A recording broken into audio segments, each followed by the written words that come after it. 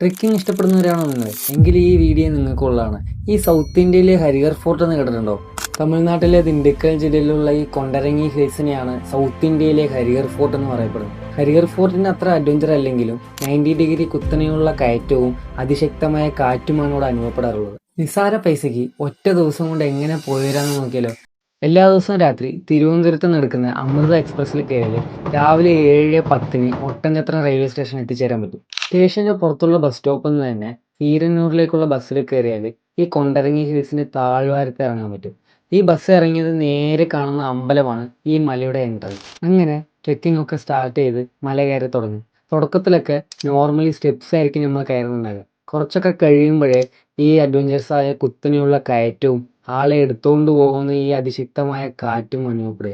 നമ്മൾ ഇത്രയും കഷ്ടപ്പെട്ട് ട്രെക്ക് ചെയ്ത് ടോപ്പിലെത്തി ഒരു ഭാഗത്ത് ഇരുന്ന് ഈ താഴെയുള്ള കാഴ്ചകളൊക്കെ കാണുമ്പോൾ കിട്ടുന്ന ഒരു ഫീൽ ഉണ്ടല്ലോ, അതൊരിക്കലും പറഞ്ഞറിയിക്കാൻ കഴിയില്ല. അത് അനുഭവിച്ചെന്നെ അറിയാം.